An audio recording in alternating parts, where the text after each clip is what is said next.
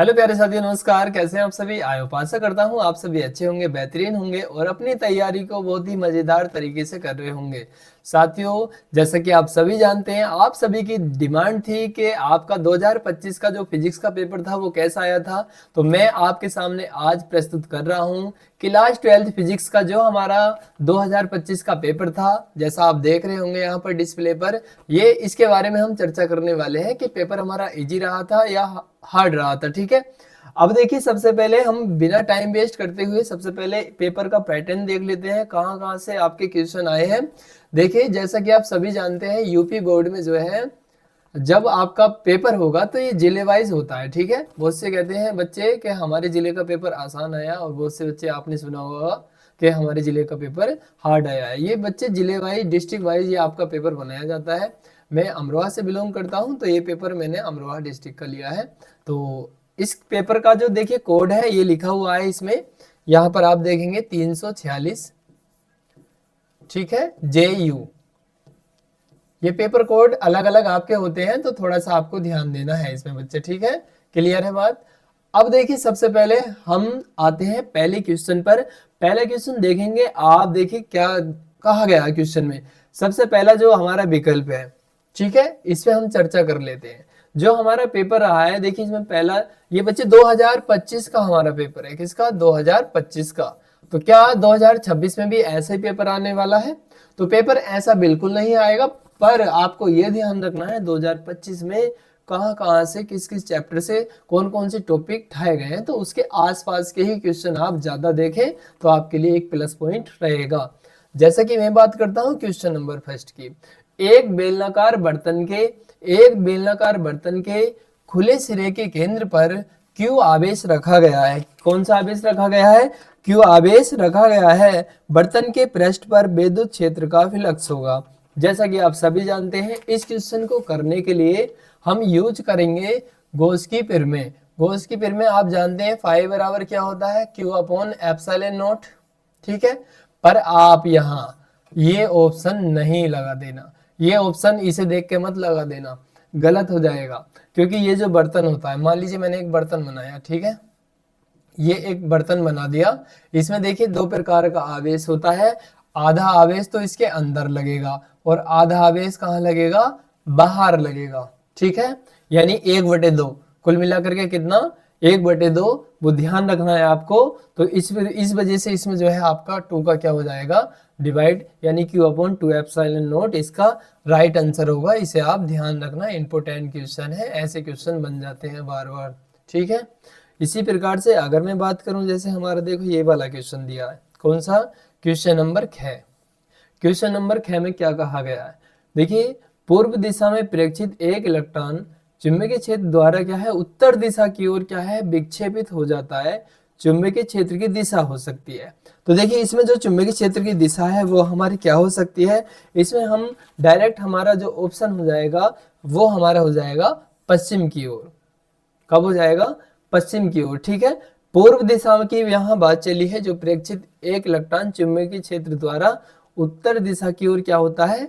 विक्षेपित हो जाता है। ठीक है, तो हमारा जो राइट ऑप्शन है वो जो है क्या हो जाएगा? पश्चिम की ओर, इसमें राइट ऑप्शन हो जाएगा। ज्यादा आप बड़ा आपको जवाब इसमें देना नहीं है, डायरेक्ट टिक लगाना था। मैंने आपको बताया भी था कि कैसे हम जो है एग्जाम में क्वेश्चन लिखेंगे। बीच कॉपी में क्वेश्चन लिखना, बाद में उसका जो है आप आंसर लिख सकते हैं साथियों। ठीक है, इसी प्रकार से अगर हम बात करें जो हमारा गय है, ठीक है, क्वेश्चन नंबर गय, क्वेश्चन नंबर गय भी देखिए इसी में है। क्वेश्चन नंबर गय में क्या कहा गया है? जो हमारा क्वेश्चन नंबर गय है उसमें क्या कहा गया है? समतल विद्युत चुंबकीय तरंगों के पथ में एक मुक्त इलेक्ट्रॉन रखा है। पथ में जब भी इलेक्ट्रॉन रखा है तो वो 0 हो जाता है, और इलेक्ट्रॉन यानी प्रारंभिक इलेक्ट्रॉन गति करना क्या है? प्रारंभ करेगा। इसमें दिया है इलेक्ट्रॉन गति करना कब प्रारंभ करेगा? तो बच्चे हमारा जो राइट ऑप्शन हो जाएगा विद्युत क्षेत्र की दिशा में। किस दिशा में? विद्युत क्षेत्र की दिशा में। ये इसका क्या था? राइट ऑप्शन था। ठीक है, तो आप जो है केवल क्वेश्चन और आंसर मत देखिए, आप ये देखिए कि ये क्वेश्चन आपका किस चैप्टर से लिया गया है। आपका ये क्वेश्चन किस चैप्टर से लिया गया है उसे नोट कर लीजिए। ठीक है, और आप उसी चैप्टर के आसपास के जितने भी क्वेश्चन हैं उन्हें अच्छे से तैयारी कर लीजिए उनकी, ठीक है। अब देखिए, अब ये गै हो गया। अब गै के साथ हम चलते हैं। देखिए पेपर में पीडीएफ था, कंबाइंड मिक्स हो गया है, तो हम जो है अब चलते हैं घ की ओर, जो हमारा रहा है घ पार्ट इस क्वेश्चन का, ठीक है। क्वेश्चन पेपर का घ में देखिए इसमें क्या कहा गया है, इधर देख लेते हैं।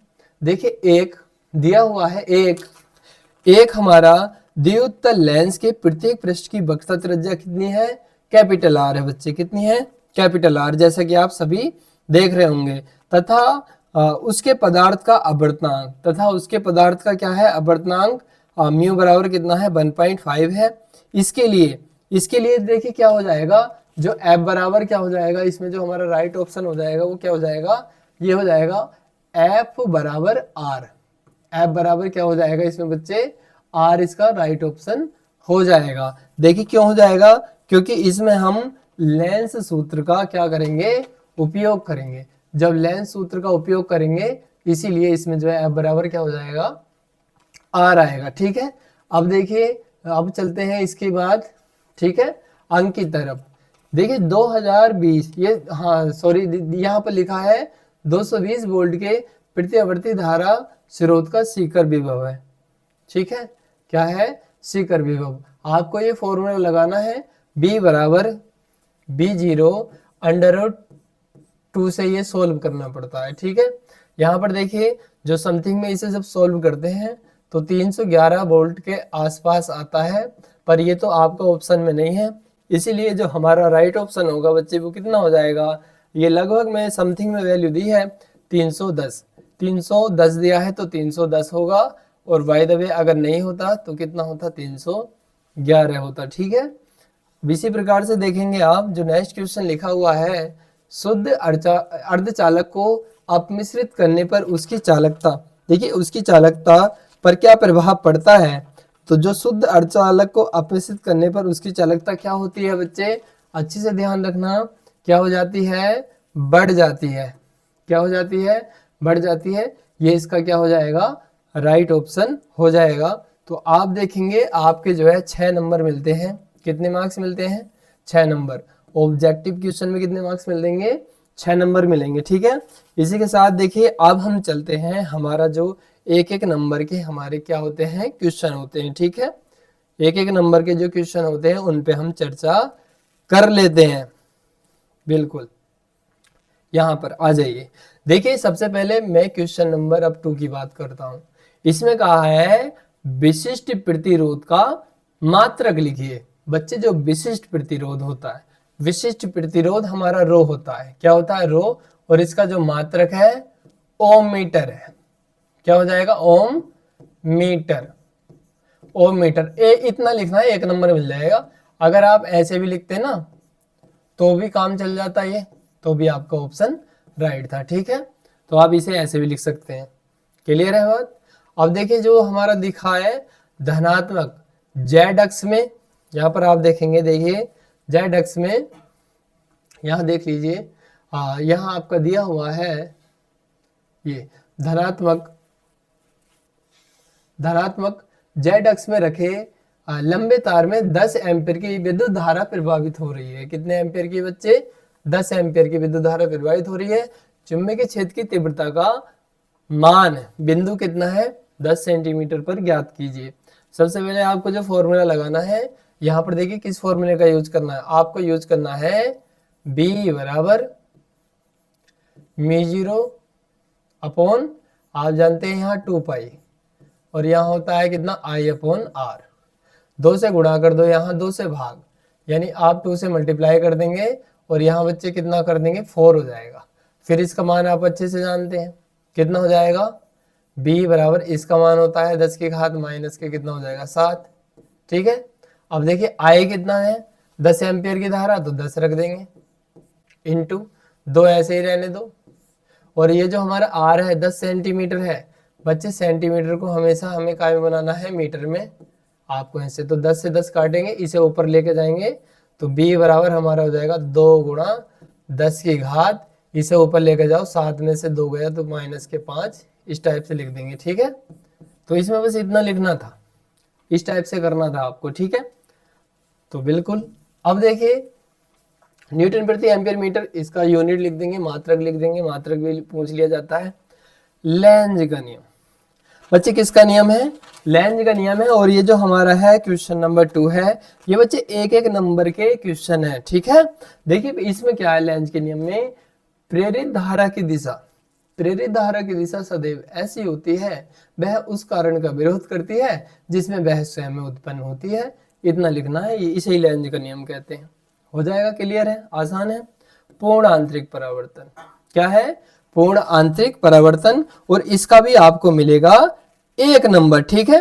देखिए जब प्रकाश किरण कोई सघन माध्यम से चल करके विरल माध्यम में जाती है, ठीक है, तब वहां पर जो हमारा आपतन कोण होता है क्रांतिक कोण से क्या हो जाता है, अधिक हो जाता है, जिसके कारण वो परावर्तित होकर क्या है, वापस आ जाती है। इस घटना को ही हम क्या कहते हैं? पूर्ण आंतरिक परावर्तन कहते हैं, ठीक है। इसी प्रकार से देखिए एक डेफिनेशन और है हमारी, जो कार्यफलन की परिभाषा है। किसकी बच्चे? कार्यफलन की हमारी परिभाषा है। तो इसमें देखिए ये भी 1 नंबर मिलेगा। देखिए इसमें क्या है, देखिए किसी पदार्थ की जो सतह है, यानी किसी पदार्थ की सतह से 1 इलेक्ट्रॉन, यानी कम से कम 1 इलेक्ट्रॉन अगर आप जो है निकाल रहे हैं, 1 इलेक्ट्रॉन निकालने के लिए जितनी ऊर्जा की आवश्यकता होती है, वह न्यूनतम ऊर्जा, 1 इलेक्ट्रॉन निकालने के लिए जितनी न्यूनतम ऊर्जा की आवश्यकता होती है, वो जो है हमारी क्या होती है? कार्यफलन कहलाती है, ठीक है। तो ध्यान रखना, यानी किसी पदार्थ की सतह से 1 इलेक्ट्रॉन को बाहर निकालने के लिए आवश्यक ऊर्जा को हम क्या कहते हैं? यहाँ कार्यफलन कहते हैं। यहाँ इसकी डेफिनेशन हो जाएगी, 1 नंबर इसका आपको मिलने वाला है। इसी के साथ देखिए जैसे फोटॉन की ऊर्जा का व्यंजक प्लांक नियतांक h एवं तरंग दैर्ध्य लैम्डा के पदों में लिखिए। तो आप जानते हैं E बराबर h और c अपॉन क्या हो जाएगा? लैम्डा। तो ये फॉर्मूला लिखना है और आपको कुछ नहीं करना है, इसमें 1 नंबर आपका मिल जाएगा। तो आपने देखा होगा 1 नंबर के क्वेश्चन थे ये। तो इतने आप यहाँ देखेंगे, ये क्वेश्चन आपको अच्छे लगे। और जो विकल्पी क्वेश्चन थे, हालांकि आपने देखा होगा 1-2 विकल्प आप देखिए, लेंथी तो मिलता ही है थोड़ा सा। तो पेपर कह सकते हैं थोड़ा हमारा मीडियम लेवल का था, ना इतना हाई था और ना ही इतना नॉर्मल, यानी इतना सिंपल भी नहीं है कह सकते और इतना हार्ड भी नहीं कह सकते कि आप नहीं कर सके, ठीक है। इसी प्रकार से अगर बात करें हम क्वेश्चन नंबर बच्चे किसकी? 3 की। किसकी बच्चे? क्वेश्चन नंबर 3 की। देखो जैसा आप यहाँ पर देख रहे हैं, जो हमारा क्वेश्चन नंबर 3 है, ठीक है बच्चे। कौन सा? क्वेश्चन नंबर हमारा 3। देखिए इसमें क्या कहा गया है, आप देखेंगे उपयुक्त परिपथ में, उपयुक्त परिपथ दिया, आरेख खींचकर विद्युत परिपथ संबंधी किरचॉफ के नियम लिखिए। किरचॉफ के नियम लिखे हैं, इंपोर्टेंट है, इस बार भी आने के चांस है, देख लेना। और ख में दिया है किसी प्रिज्म के लिए आई और डेल वक्र खींचिए और वक्र में न्यूनतम विचलन कोण भी दर्शाना है। नाभिक के संलयन की व्याख्या कीजिए और चित्र में प्रदर्शित बैटरी से धारा ज्ञात कीजिए। इसमें धारा बताना है, ठीक है। क्या बताना है? धारा। आर दिया है, बी दिया है, बी बराबर आई आर लगा सकते हैं। यहाँ से आप धारा फाइंड करेंगे, आई बराबर कितना हो जाएगा? B upon R. Total resistance इसमें निकाल सकते हैं, पैरेलल में है, तो बिल्कुल आप इसे सोल्व कर सकते हैं। अच्छा क्वेश्चन था ये भी।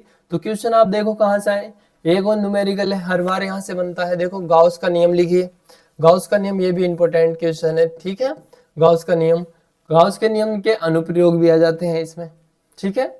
एक समान आवेश सीधे तार के निकट विद्युत क्षेत्र की तीव्रता का इसमें क्या है? सूत्र का निगमन बूझ लिया और ये एक न्यूमेरिकल आ गया। डायग्राम पे तो 1 से 2 न्यूमेरिकल आपको मिलने ही है। एम्पीयर नियम की सहायता से लंबी धारावाही परिनालिका के अंदर उत्पन्न चुंबकीय क्षेत्र की तीव्रता का व्यंजक ज्ञात कीजिए।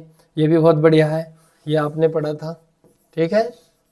बी डी एल बराबर म्यू 0 आई पढ़ा था वो, यहाँ से निकालते हैं सोल्व करने पर, एम्पीयर का जब परिपथ नियम पढ़ोगे आप।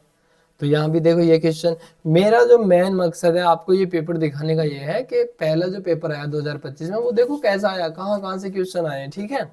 इसी प्रकार से क्वेश्चन नंबर 5 है, देखो त्रिज्यीय चुंबकीय क्षेत्र क्या है? उपयुक्त आरेख की सहायता से चल कुंडल धारामापी का सिद्धांत था यहाँ पर, किसका? चल कुंडल धारामापी का। और इसमें जो है पहले व्हीटस्टोन सेतु भी आने के इस बार चांसेस हैं बहुत ज्यादा, उसे देख लीजिए। प्रत्यावर्ती धारा का शिखरमान हर बार क्वेश्चन आता है, हर बार क्वेश्चन आता है, अच्छी तरीके से देख लेंगे इसे, ठीक है। अथवा में अगर आप ये करना चाह रहे हैं तो इस क्वेश्चन को भी आप जो है कर सकते हैं, ठीक है। यहाँ पर अगर आप इन क्वेश्चन को करना चाह रहे हैं तो इन्हें भी आप कर सकते हैं, ये क्वेश्चन, ठीक है। विस्थापन धारा हुई, जैसे समतल द्रवित प्रकाश क्या है, ठीक है। यहाँ से पढ़िए, सीजियम के पृष्ठ पर इतने एंगस्ट्रॉम तरंग दैर्ध्य, ये भी बहुत इंपॉर्टेंट चैप्टर है, नोट कर लीजिए। यहाँ से भी न्यूमेरिकल बनते ही बनते हैं आपके, ठीक है। इसी के साथ देखिए आप देखेंगे जो हमारा नेक्स्ट वाला क्वेश्चन है, क्वेश्चन नंबर, जैसे आवेशित संधारित्र की स्थिति ऊर्जा का व्यंजक, आवेशित संधारित्र की स्थिति ऊर्जा का व्यंजक पूछा है।